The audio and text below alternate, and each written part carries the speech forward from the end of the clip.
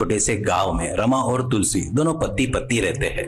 दोनों को एक लड़का रघु था और रघु की नई नई शादी हुई थी और रघु के पत्नी का नाम सरला था।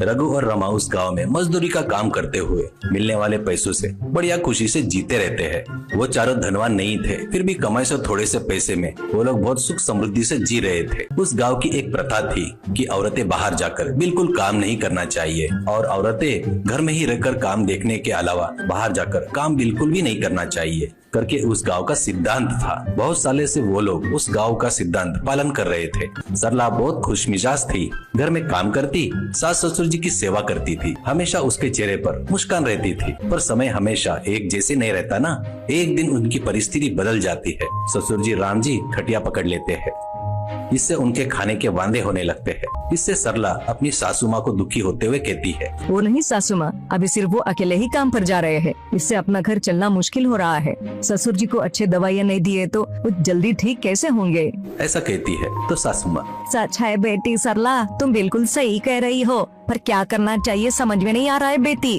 चलो कुछ करके 2 घरों में काम करने के लिए जाएंगे करके पूछे बोले तो औरत को बाहर काम के लिए जाना नहीं करके बोलते हैं। बस ये प्रथा से बहुत तकलीफ हो रही है। कहते हुए सासू माँ भी दुखी होती है, पर सरला का मन नहीं मानता और वो रात में पति रघु को खाना परोसते हुए, अरे सुनो, मैं एक बात कहना चाहती हूँ, आप गलत तो नहीं सोचोगे ना। ऐसा कहती है तो वो बात सुनकर रघु, सरला मैं गलत सोचूंगा, ऐसी बात नहीं करोगी, ये मुझे पता है, बगैर कुछ सोचे बोलो क्या हुआ। ऐसा कहता है तो सरला, वो नहीं जी, मुझे एक विचार आया है। मैं खाना बनाना अच्छा जानती हूँ, वो भी मैं बनाए सो सब्जी अगर अपन बेचे तो अपने को पैसे मिलेंगे और अपनी तकलीफें बहुत कम हो जाएगी। ऐसा कहती है तो वो बातें सुनकर रघु को बहुत गुस्सा आता है। तुरंत खाना खा रहे थाली को बाजू में ढकेल कर, क्या बात कर रही हो सरला, क्या बात कर रही हो, ये बात मेरे पिताजी अगर सुने तो तुझे तेरे मायके भेज देंगे। तेरे को फिर से बता रहा हूँ, इस गाँव में खास करके इस घर में औरतें बाहर जाकर काम नहीं करना, ध्यान में रख ले। कहकर वहाँ से उठकर चला गया। सरला के आंखों में पानी आ जाता है, पर कुछ कर नहीं पाने से मायूस होकर अपने घर के बगीचे में बैठी थी। तभी सासू माँ सरला के पास आती है और सरला से सासू माँ, सरला तूने बताई सो बात मैंने सुनी, इन मूर्खों को कितना भी बताया तो वो समझ में नहीं आता। तुम क्या करना चाहती हो, इन किसी को भी पता नहीं चलना, ऐसा मैं रास्ता सोचा है करके कहती है। ये बात सुनते ही सरला को हिम्मत आती है और तुरंत सरला, मैं फिश करी बहुत अच्छे से पकाती हूँ, फिलहाल तो फिश करी राइस करके बनाने की सोच रही हूँ। वो बात सुनकर सासू माँ, शुभ हो बेटी तेरा, तेरे हाथों का खाना अमृत जैसा रहता है। पहले अपन किसी को पता नहीं चलना ऐसे चुपचाप खास करके अपने घर वालों को पता नहीं चलना ऐसे प्रयत्न करेंगे। ऐसा कहती है। वो लोग सोचे वैसे ही सरला और उसकी सासू माँ रघु काम पर जाने के बाद फिश राइस बनाकर रेडी करते हैं। सरला मुंह पर कपड़ा बांधकर बाजू का घर वाला एक रवि की मदद से गाड़ी पर रखकर मार्केट में जाती है और बोर्ड लगाती है, फिश राइस स्पेशल प्लेट 30 रुपए में करके। आराम से लोग जमा होने लगते हैं। उस दिन सरला को बहुत पैसे हाथ में आते हैं। रघु घर आने से पहले ही फटाफट घर आकर सासू माँ को पैसे देती है तो सासू माँ खुश होकर, सरला मैंने कहा था ना ये बात किसी को पता नहीं चलना चाहिए करके, कहते हुए सरला की तारीफ करती है। कुछ दिन गुजर जाते हैं। उनके घर की जरूरतें भी रघु को बगैर पता चले ही दवाइयों को खर्चा वगैरह सब ठीक से चल रहा था।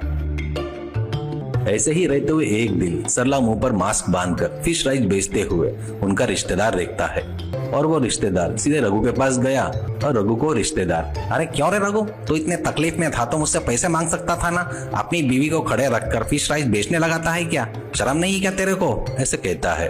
तो वो बात सुनकर रघु को बहुत ही गुस्सा आता है और वो फटाफट घर आता है और सरला को गुस्से से बुलाता है। सरला डरते हुए रघु के सामने आती है तो तुरंत रघु, सरला आज से तुम मेरी पत्नी नहीं हो, घर से निकल जाओ, इतनी हिम्मत हो गई तेरी, मैंने मना करने के बाद भी रोड पर जाकर बेच रही हो फिश राइस, जाकर वही बेच ले, ऐसा कहता है। सरला के आंखों में पानी भर जाता है और सरला कुछ कहने ही जा रही थी तो खटिया पर पड़े रघु के पिताजी, अरे रघु मुंह बंद कर, मेरी बहू मेरे घर की लक्ष्मी है, उसकी वजह से रोज दवाइयाँ आ रही है, मेरी तबीयत ठीक हो रही है, किसने बताया रे औरतें बाहर जाकर काम नहीं करना करके, तेरी माँ और सरला कितनी तकलीफें झेल रही है पता है क्या, कम से कम तेरी पत्नी और तेरी माँ ने कभी नहीं मांगा कि मुझे पैसे चाहिए करके, बहुत मेहनत कर रही है।